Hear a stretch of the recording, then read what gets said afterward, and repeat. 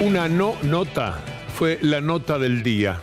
Me parece que fue de lo más comentado, pero al mismo tiempo, en la frustración de una entrevista que no se produjo, se dijo mucho más quizás que en muchas otras entrevistas. Esto lo protagonizó Gustavo Silvestre. Me da mucho gusto saludarlo, Gustavo. Buenas noches. Buenas noches, Víctor Hugo. Es verdad, porque usted sabe que a usted le habrá pasado hace mucho tiempo que veníamos intentando pacientemente comunicarnos con Milagros Sala. Hay que hacer muchos vericuetos para comunicarnos con ella. Y hoy justo habíamos podido enganchar y alcanzó, como usted vio en la nota, ahora la vamos a poner enseguida en el aire, alcanzó a saludarnos, y una oficial que permanentemente tiene al lado, porque esto es, hoy ha quedado demostrada las condiciones de la detención, una presa política. Hoy ha quedado demostrado que Milagros Sala es una presa política del gobierno de Macri y del gobierno de Gerardo Morales, porque no se puede mover dentro de la cárcel sola. Permanentemente tiene sobre sus espaldas una oficial. Y cuando había comenzado a hablar con nosotros, que además ella no me identifica por el apellido, porque la producción pícaramente no dijo, estamos llamando de Radio 10, entonces no sabían que era de Radio 10, pero aparentemente sí lo sabrían, porque ella tampoco me saluda con nombre, me dice gato, hola gato querido, y ahí la oficial automáticamente la censura, le interrumpe la comunicación y toma ella, la oficial, como usted escuchaba. La oficial toma el teléfono y se pone a hablar conmigo, a decir, no puede la señora Milagros Sala tener ninguna comunicación. Da mucho miedo. Pero que además no sabíamos que la tenían incomunicada a Milagros Sala. Sí. Hoy nos enteramos que Milagros Sala está incomunicada por el gobierno de Gerardo Morales. Es una situación... Es un bochorno, es un bochorno. Es una situación bochornosa, sí. Hablaba del miedo ahí a la pasada, y me parece que ha vuelto de alguna manera, me imagino que va a ir por ahí por el tema de ganancias y lo que se está haciendo desde el gobierno para evitar que una ley tan aliviadora para muchos trabajadores se concrete. Fíjese que lo que decimos siempre, Víctor Hugo, todo lo que el gobierno le criticaba al kirchnerismo, lo termina haciendo. En la campaña decían que Daniel Scioli hacía campaña del miedo. Y desde ayer el gobierno ha lanzado una feroz campaña del miedo, a la que se sumó hoy, desde el exterior, sobre todo, desde Estados Unidos, Elisa Carrió. Claro que de Massa, usted han dicho de todo. Nunca creo que un presidente había usado un sinónimo tan fuerte como decirle a un adversario político impostor, como nada le menos, dijo sí, Macri a Sergio Massa en el día de hoy. Claro, ¿no? Después uno escucha lo que Macri prometía en ganancias, bueno, y lo que pasa ahora, claro, dice, bueno, pero ¿quién es el impostor? Claro, bueno, enseguida vamos a ver, porque la juventud del Frente Renovador ha sacado un video muy duro respondiéndole a Macri. Bueno, enseguida lo vamos a mostrar. No me lo pierdo. Lo dejo, Gustavo, con un fuerte abrazo. Hasta mañana. Gracias, Víctor Hugo, hasta mañana. Señoras y señores, hoy feriado nacional, el Día de la Inmaculada Concepción, pero aquí estamos junto a todos ustedes, la realidad, para mostrarte necesariamente lo que otros a diario te ocultan, lo que otros a diario no te muestran. Por eso la realidad está aquí. Enseguidita vamos a reproducir, bien lo decía Víctor Hugo, la no nota. Hoy se ha convertido, es la nota más leída en perfil.com. Ha tenido muchísima repercusión hoy, ha trascendido también porque colegas del exterior nos han pedido la no nota con Milagros Sala. Esta mañana en Radio 10, usted sabe que de lunes a viernes de 6 a 9 estamos en Radio 10. La producción, después de mucho intento... Quiero decir algo que me olvidé de comentar recién. Desde el mes de abril de este año, estamos pidiendo una nota con Milagros Sala. Y sistemáticamente se nos niega esa posibilidad. Usted sabe que el gobierno, y hoy ha quedado demostrado, el gobierno de Gerardo Morales la tiene como una presa política, porque además ya no solamente hay que recordar lo de la ONU, la Comisión Interamericana de Derechos Humanos, la OEA, Amnistía Internacional, el primer ministro de Canadá ante el propio Macri, cosa que al propio Macri ahora le ha comenzado a molestar, y le dijo a Malcorra y a Garabano: soluciónenme esto, no quiero escuchar más hablar del tema, pero sigue como una presa política. Hoy nos enteramos que además Milagros Sala está incomunicada. Es así. Hoy le cortaron la comunicación, tiene permanentemente un oficial sobre sus espaldas y hoy nos enteramos que Milagros Sala está incomunicada. Además de todo lo que es un nuevo elemento que va a ser ya, por la trascendencia que tuvo la nota que hoy realizábamos de Radio 10, es un nuevo elemento que va a ser tomado en cuenta ahora por los organismos de derechos humanos y por los organismos internacionales. Enseguida vamos a estar escuchando eso y vamos a estar hablando esta noche. Anoche comenzamos a hablar de la furia del gobierno. Nunca el gobierno de Mauricio Macri, desde que asumió, salió con la furia, porque no queda otra palabra, de todos sus integrantes y hoy el propio presidente. Pocas veces ha visto que un presidente descalifique de la forma que descalificó Macri a un adversario político como Massa. Pocas veces. Porque además utiliza una palabra que es muy dura. Impostor, le dice, ¿no? Y le hace un reproche incluso que en política es muy raro. Porque le hace un reproche. Le dice el presidente: yo te llevé a Davos y me haces esto. Casi de chiquilín. Casi de chiquilín. Vamos a escuchar lo que dijo hoy el presidente. Es más, lo llevé a Sergio Massa a Davos para decirles: mire señor, acá el señor aprendió. Y miren con lo que estaríamos saliendo, ¿no? Yo siempre apuesto que la gente crezca, que la gente aprenda. El joven puede aprender, puede entender que ser confiable es muy importante, Cine, un día voy para adelante, un día voy para atrás. Y eso es lo que tienen que entender no solo Massa, sino todos los dirigentes. La Argentina ya tuvo muchas décadas de gente que manipuló, de gente que trató de disfrazar las cosas de alguna manera. Y a la larga, cuando uno es un impostor, sale a la luz. ¿Es un impostor Macri? Massa, como dice Macri.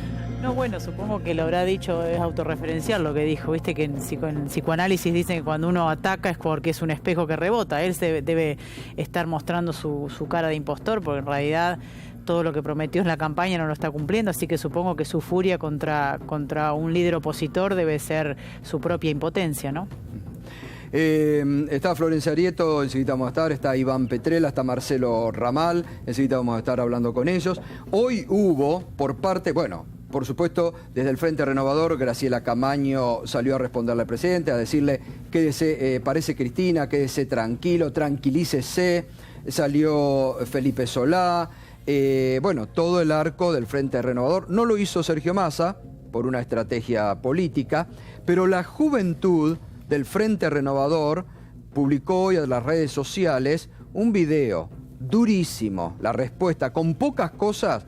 Mire lo que responde la juventud del Frente Renovador. El Estado no tiene que quedarse con el fruto de tu trabajo. En mi gobierno, los trabajadores no van a pagar impuesto a las ganancias.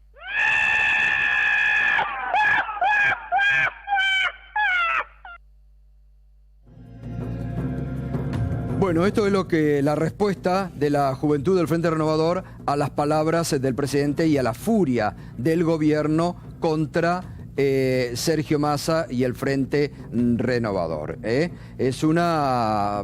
Se toma lo que ayer mostrábamos. Ese es el spot de campaña del presidente prometiendo en campaña eliminar el impuesto a las ganancias.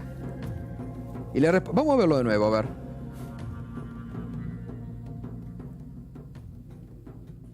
El Estado no tiene que quedarse con el fruto de tu trabajo. En mi gobierno, los trabajadores no van a pagar impuesto a las ganancias.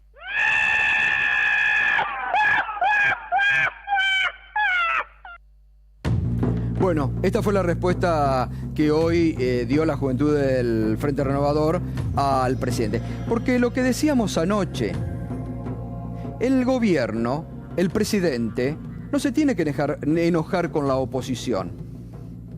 Porque en campaña, el presidente, el actual presidente de la Nación, prometió, lo hacían en un spot de campaña que anoche lo mostramos aquí, lo dijo con nosotros en un reportaje que le hacíamos con Alejandro Berkovich, donde incluso no solamente dijo varias veces que podía hacerlo, cuando nosotros con Berco le decíamos, pero mire que le están diciendo desde el gobierno que es imposible eliminarlo, otros sectores de la economía, dijo no, eso es así, lo vamos a eliminar, y nos daba las respuestas Macri a nosotros en campaña de cómo lo iba a hacer. Entonces, el gobierno incumplió, es una de las promesas incumplidas. Mire, la gente de chequeado.com hizo, a primer año del gobierno de Macri, presentó hoy un chequeado sobre las promesas de campaña. Tomó 20 promesas de campaña de las fundamentales. De esas 20, en este primer año, ¿sabe cuántas cumplió el presidente? Solo 2. Hay 15 incumplidas y veo que la gente de chequeado le pone, bueno, las 3 pueden estar en un proceso de cumplir. Toma 20, solo 2 en un...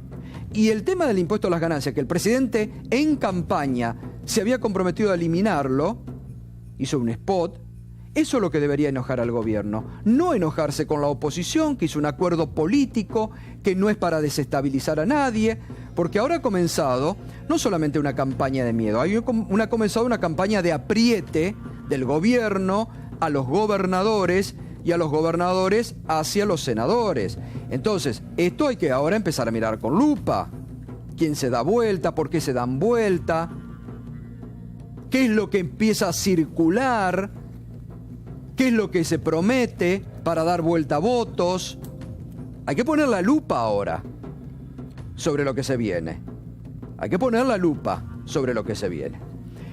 Y se ha sumado a esta campaña del miedo, el hashtag de esta noche nuestro es campaña del miedo, desde el exterior, desde Miami, donde está desde hace varios días, la diputada Elisa Carrió, que salió muy dura. Claro, papita pa'l loro, dijo. Aprovechó la volteada y le empezó también a pegar a Massa, que es su blanco preferido, ¿no?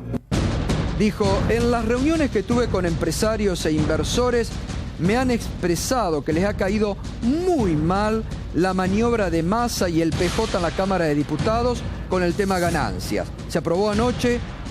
¿Cuántas reuniones habrá tenido hoy Carrió para que ya le expresen eso? Bueno, no informados además. Sí, además, en menos de rapidísimo. Sí. Rapidísima la información.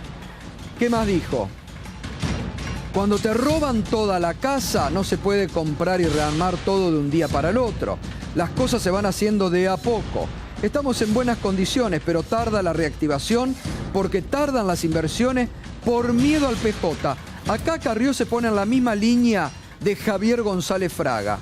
Javier González Fraga dice que si hay posibilidades de que el populismo, como él llama, vuelva al gobierno y Macri no tiene posibilidad de ser reelecto, no van a llegar las inversiones. Es temerario esto. Que lo diga una líder política, es temerario, forma parte de la campaña del miedo y de desacreditar a la oposición. ¿Y qué más dijo Carrió? Se gastaron todo y no quedó nada. Al otro día hay que tomar mate cocido con pan. Hay argentinos que creen en la acción mágica y terminan creyendo en mentiroso fascista.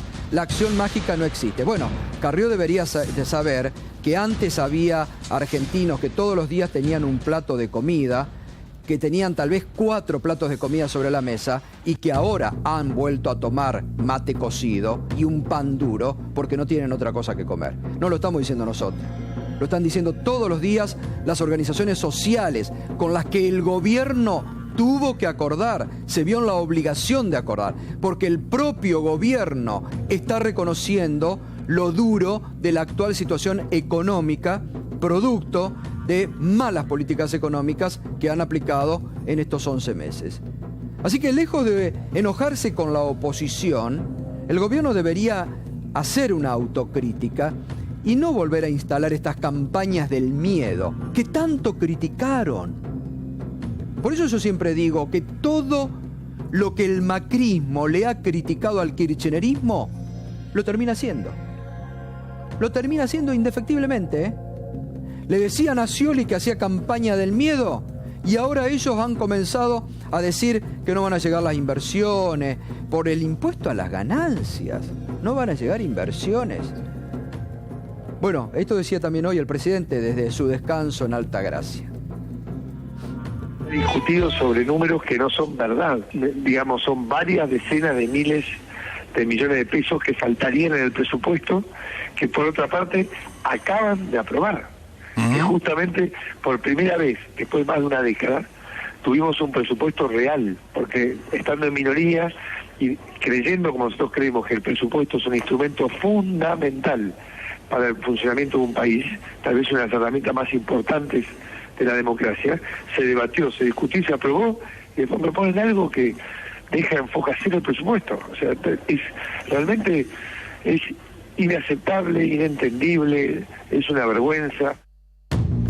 Bueno, ahí está, ahí es un buen ejemplo.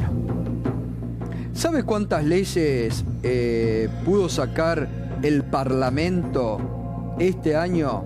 No lo digo yo, lo dijo bastante amargado el miércoles Emilio Monzó, que como usted sabe está en oposición al ala Durán barbista marcospeñista del gobierno, ¿no?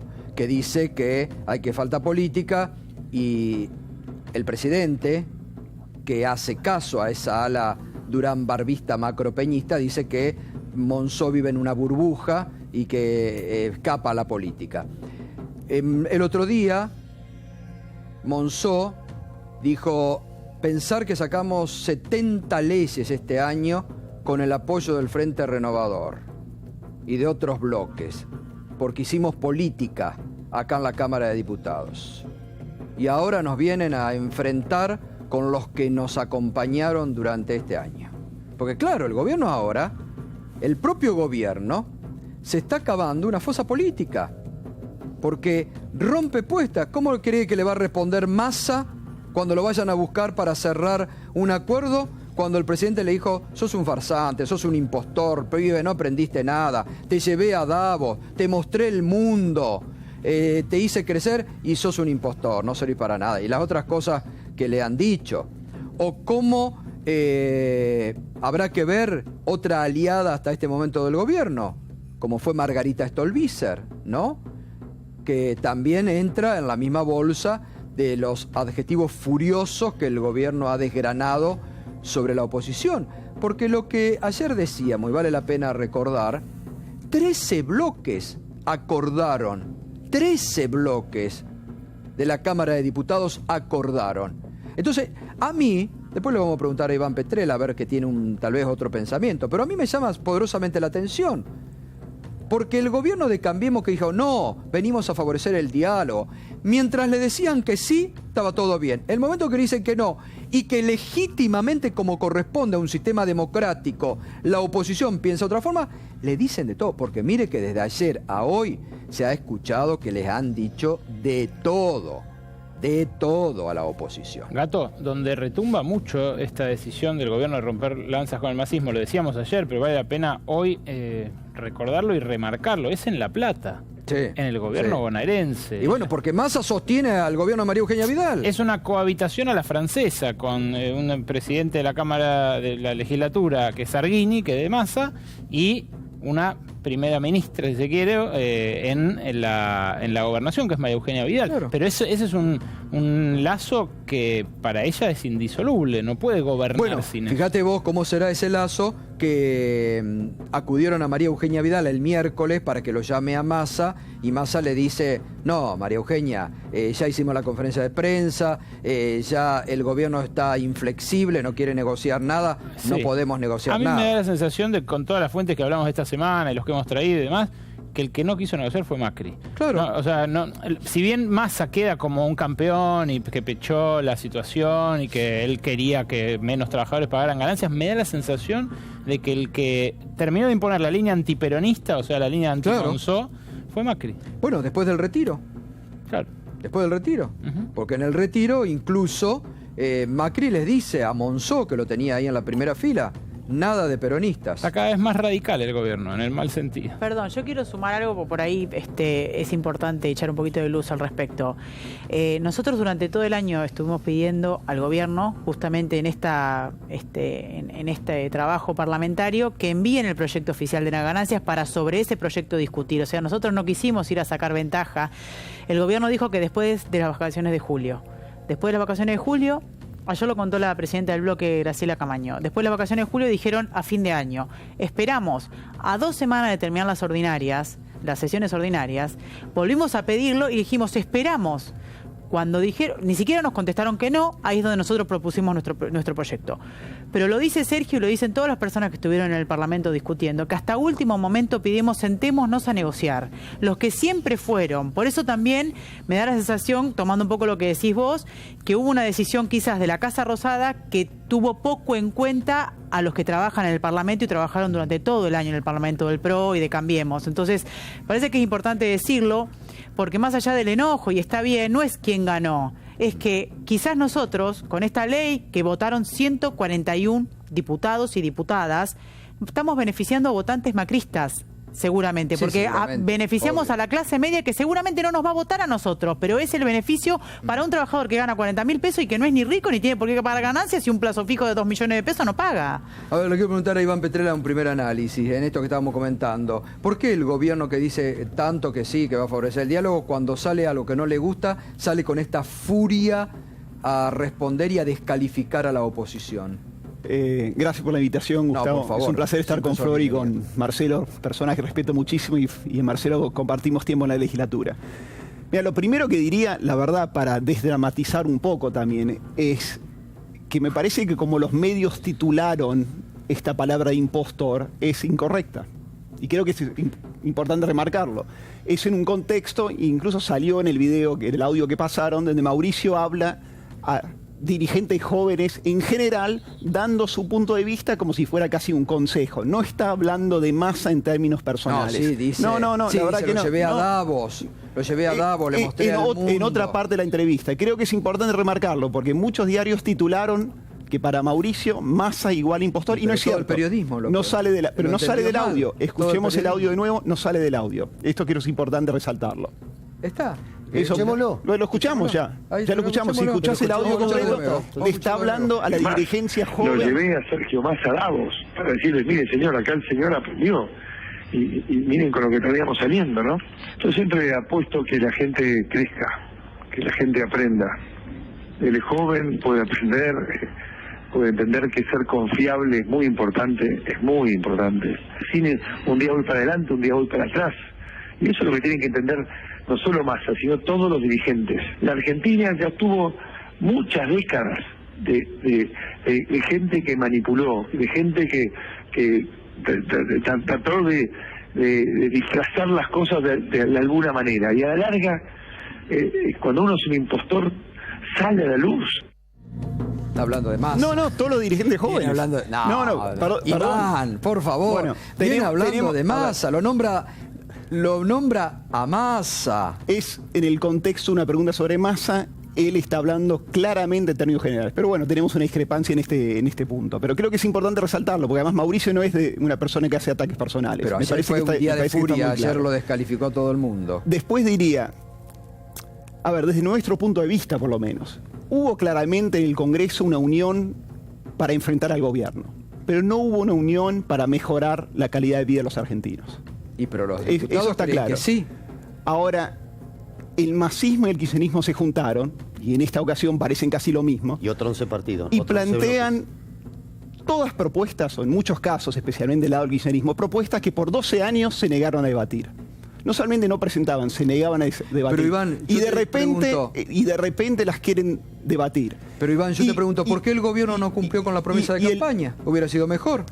Y el punto nuestro, a ver, si querés hablar de las promesas de campaña, cumplimos. Pero saliendo esta del no, cepo. pero esta era fundamental. Esta es una promesa que queremos cumplir. Nunca dijimos que lo íbamos a cumplir el primer año, Gustavo. Por favor, cuando empezó el año le devolvimos al bolsillo de los trabajadores 50.000 millones de pesos. Iván, en el impuesto a las ganancias. Lo que significaba ganancia. Hicieron un paro en el que el proyecto nuestro ahora devolvía otros 30.000 millones. Claramente no es una promesa de campaña que cumplís en un año, de la misma manera que la promesa de campaña que está en proceso de 3.000 jardines de infantes nuevos en todo el país, no es un proyecto que cumplís en el primer año. Eso es obvio y lo sabe la gente. Pero Iván, es una promesa incumplida porque el gobierno envió un proyecto donde no eliminaba ganancia, donde mejoraba las escalas. Claro, pero el presidente dijo en campaña, voy a eliminar, nos lo dijo a nosotros, se lo dijo a Berco. Sí, pero no dijimos es una en el primer año, y claramente, creo que no hay ningún economista en la Argentina, sospecho. Bueno, Berco, vos sos un gran economista, me dirás que estoy equivocado, pero sospecho que ningún economista en la Argentina piensa que es viable eliminar el impuesto a la ganancia del primer año. Bueno, tal vez Marcelo, ahora te dejamos y nos contás Marcelo, cómo se hace. ¿Vos crees que es viable? No, por supuesto, no solo es viable. A ver, lo que es absolutamente inviable, lo que es una aberración, es que la persona que en la Argentina cobra un salario parecido a una canasta familiar, es decir, 20.000 pesos, 23.000 pesos, tenga que pagar impuestos por su ingreso.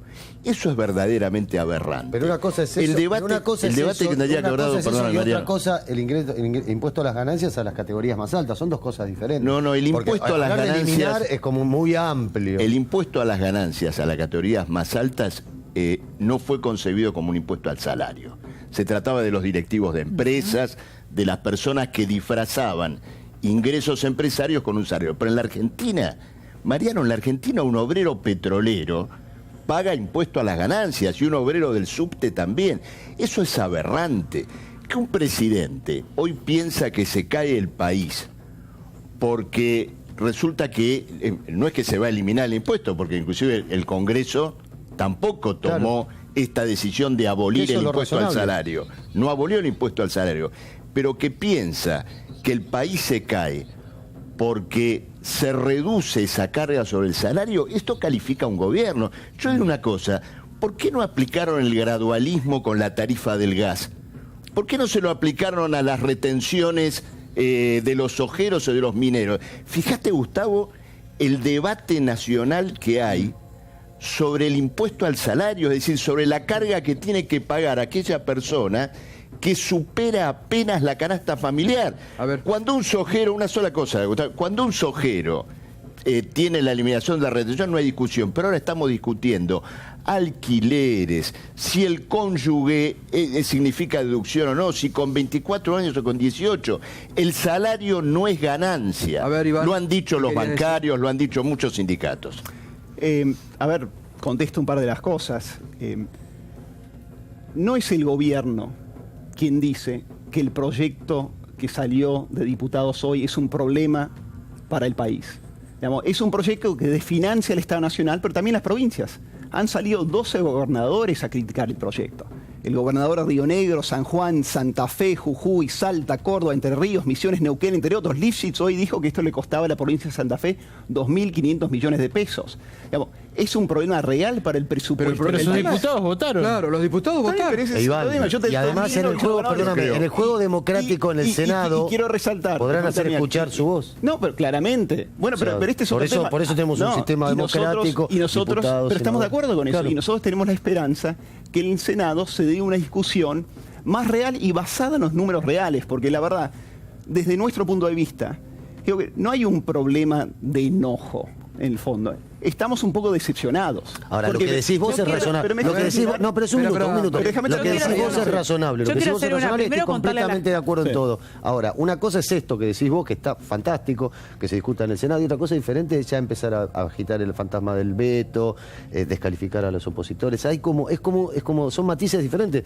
Yo suscribo lo que vos decís, pero no es el gran mundo del PRO el que está tomando la actitud que tenés vos.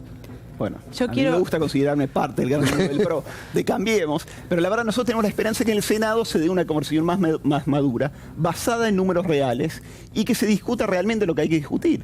Y tenemos confianza que eso va a ocurrir, porque creemos que el Congreso ha dado muchas muestras este año de madurez y que vamos a lograr eso. No, primero contarle a la gente que el presidente Macri le perdonó 90.000 millones de pesos a Edenor y Edesur, que seguramente en breve van a tener problemas de luz, porque se nos va a cortar la luz, porque las distribuidoras siempre sin inversión especulan con nuestras casas. O sea que cuando pensaron en perdonarle a Edenor y a Edesur, que hace años que nos vienen estafando a los usuarios, 90.000 millones de pesos que ayudarían a financiar el impuesto a las ganancias. 19.000. 19.000. Igual es mucho. Es muchísimo, porque 27.000 millones está incluido en el presupuesto, y nosotros incorporamos algunos impuestos nuevos, que evidentemente es lo que más hizo ruido del PRO, porque evidentemente Cambiemos defiende esa clase, digamos, de renta financiera y de mineras y demás, que no está dispuesto, por lo menos, a debatir si esos impuestos son justos que se cobren. Pero por otro lado, también sé que los gobernadores, que el macrismo, el presidente y sus operadores estuvieron hasta presionando a los gobernadores para que sus diputados se den vuelta. Y yo no creo, digamos, primero que cada diputado tiene la autonomía para hacer lo que quiera. Me parece que el debate en el Senado tendría que ser en serio discutir renta financiera, mineras y demás, porque si van a venir a apretar porque me desfinancio sin analizar nosotros la propuesta de financiación, no va. Es lo que están tratando de instalar, ¿no? Que no te bajo plata si no me votás a favor. Para ponerlo en hechos, el costo excedente de este proyecto por encima del que tenía el gobierno es 1/3, son unos 25.000 millones de pesos, es 1/3 de lo que el Estado dejó de recaudar al bajar las retenciones a los granos, apenas asumió. Hoy el cronista comercial, por lo que se viene ya, reprodujo parte de un diálogo que había tenido esta semana Pichetto, ámbito.com. Dice Miguel Ángel Pichetto en una reunión con Marcos Peña. Marcos Peña le dice: Miguel, el proyecto de Massa es fiscalmente insostenible para la nación y también para las provincias. Si los gobernadores todavía no lo entendieron, sería bueno que se lo expliquen. Pichetto le responde, según lo que hoy Ámbito Financiero reproduce en su diario: es difícil que en estos términos el Senado acompañe la sanción definitiva, pero los que definen son los gobernadores y los senadores de cada provincia. Los vamos a convocar para que hagan pública su posición antes de la votación. Es un poco como que...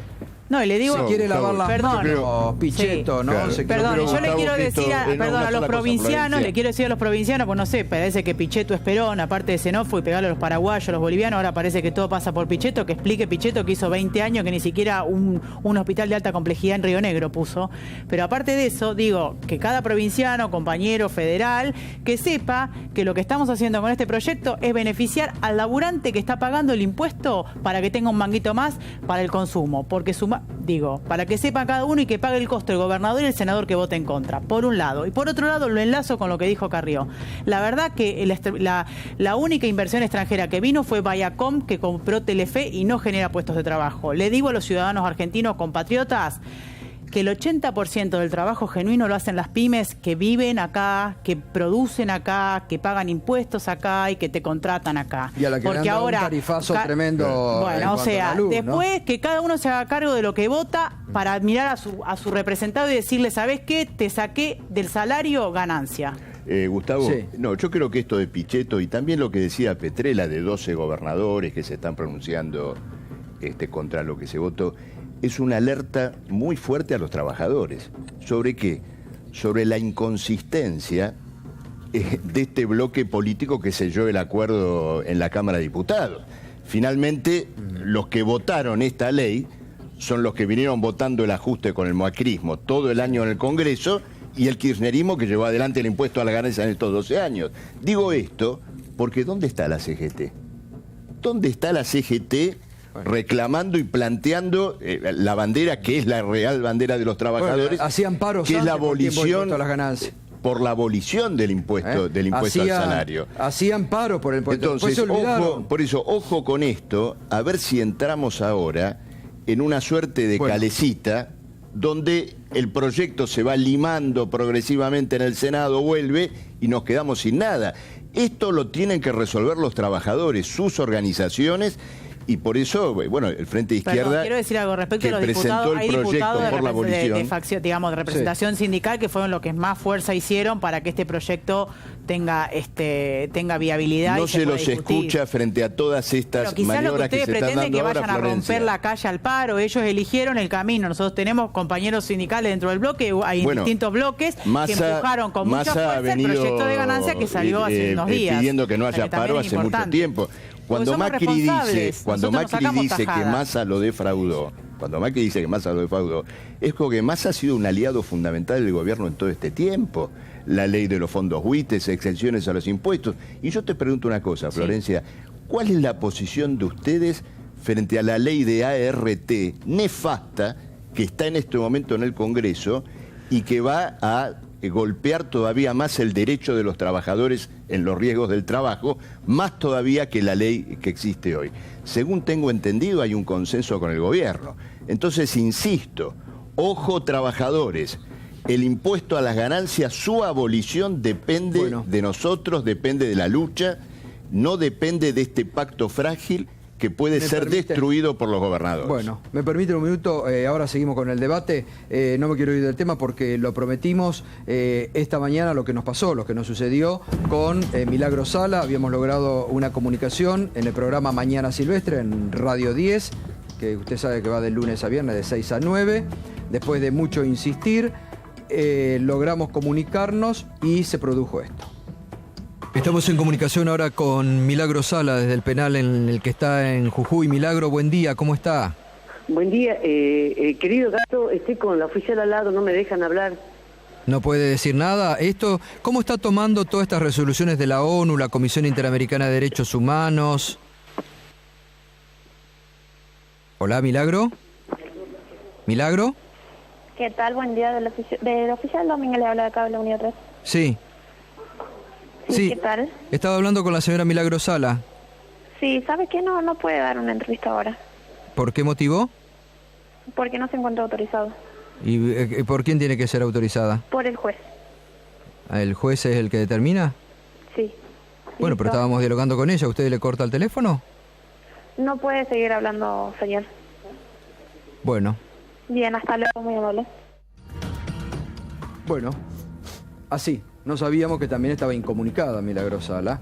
Perdón, ¿puedo decirte algo? Sí. Porque yo tengo posición tomada, pero más allá de eso, siempre que un interno que está en una unidad penitenciaria tiene que hablar para afuera, tiene que pedir autorización al juez, o por lo menos para ir a una entrevista. Florencia, no, bueno, yo entiendo que la táctica del kirchnerismo es martirizarla y está muy bien, es parte del juego político. Ahora, seamos responsables. ¿Qué táctica del kirchnerismo? No, bueno, la quieren convertir en una Martín política cuando en realidad... Bueno, pero vos estás... ¿Qué táctica del kirchnerismo? Bueno, yo soy un periodista. A los Lanata, los pasearon por todos los canales de televisión. Pero los autorizó, los jueces, bueno... Pero escucha, por favor, acá esto está demostrando que Milagro Sala... No me vengas a discutir esto, Florencia. Acá se está demostrando... Te quiero decir lo que se hace, lo que se debe hacer. Por favor, si a la Nata lo habilitan sin responsabilidad judicial, no está bien, como tampoco vos que hables con alguien, pero tiene que haber autorización judicial, está privada de oposición le convenía, porque a ustedes les convenía para la campaña electoral como la hicieron.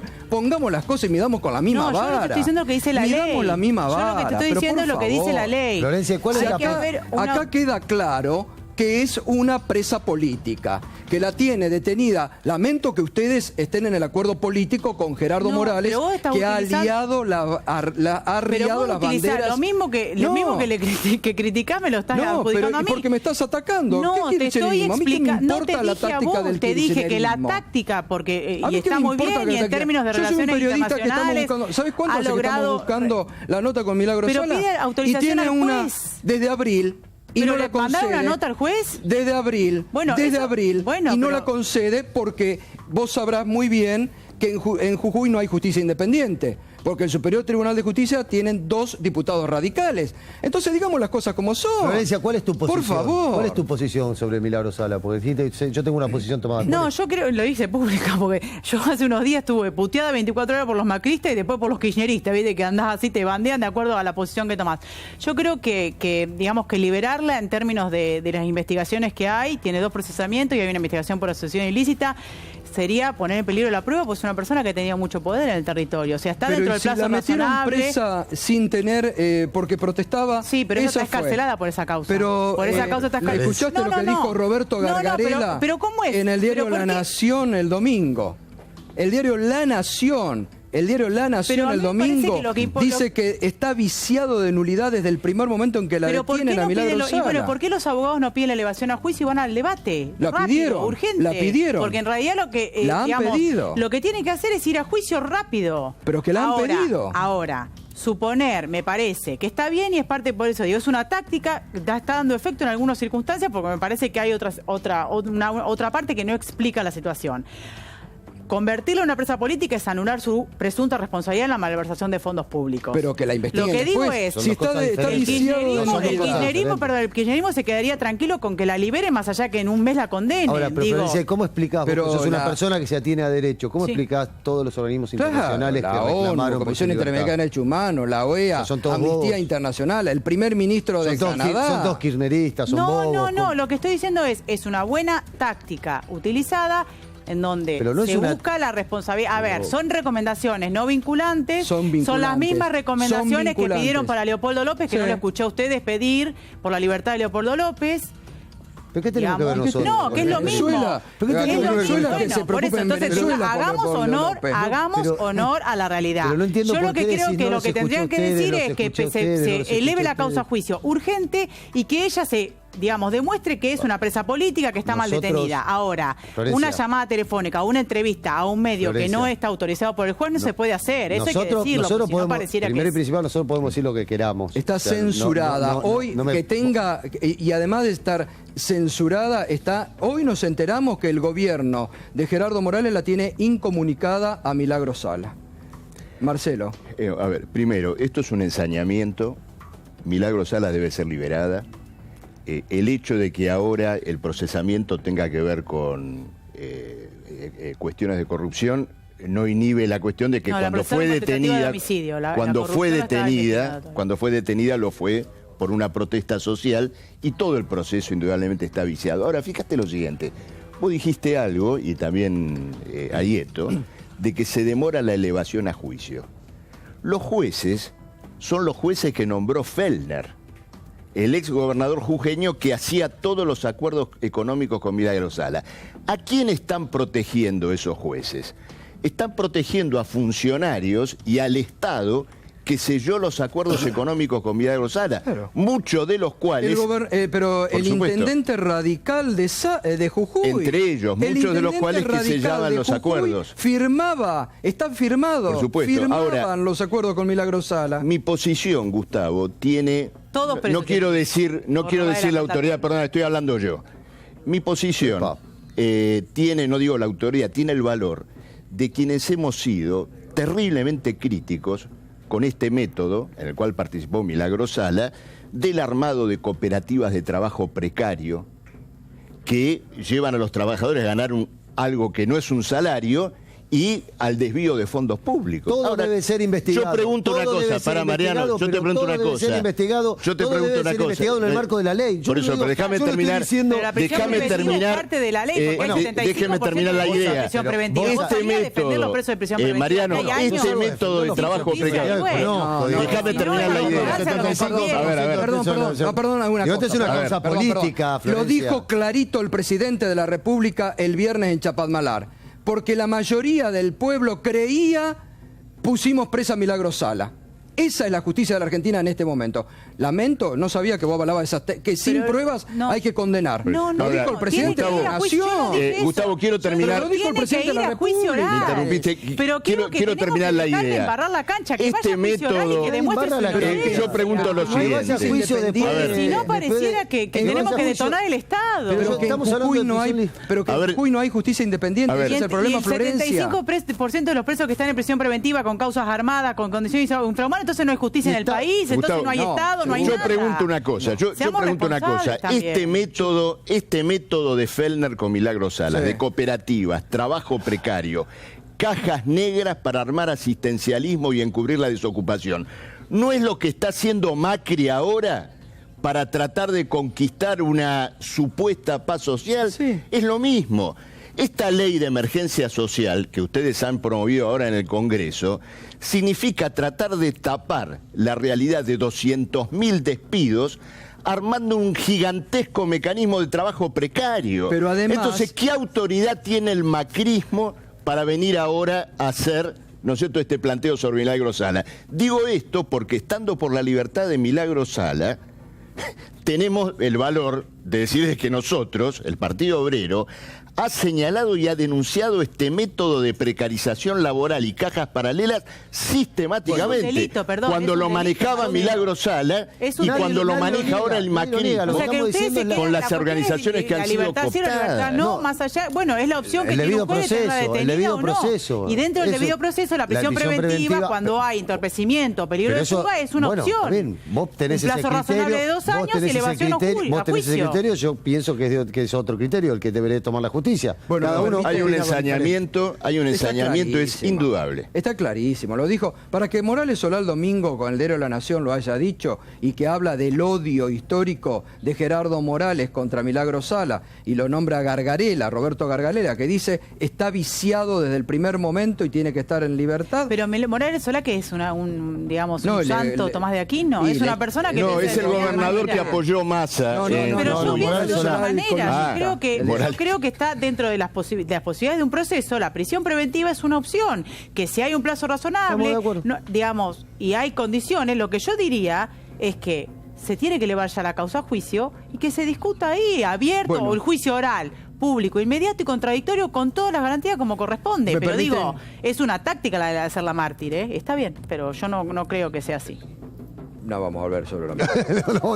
Vamos, Berco, y seguimos después con el debate. Y mientras tanto el bolsillo, mientras tanto el dolor de bolsillo que dejó noviembre, un mes en el cual el gobierno ya aspiraba a tener resuelto el problema de la inflación y está más lejos que nunca de lograrlo. Más si el dólar sigue escalando en el plano en el que cerró ayer, justamente con una nueva escalada de 6 centavos. Pero lo que les voy a mostrar es un informe preparado por el Instituto Estadístico de los Trabajadores, que es un instituto donde confluyen la CGT y la CTA. ¿Y qué es lo que muestra?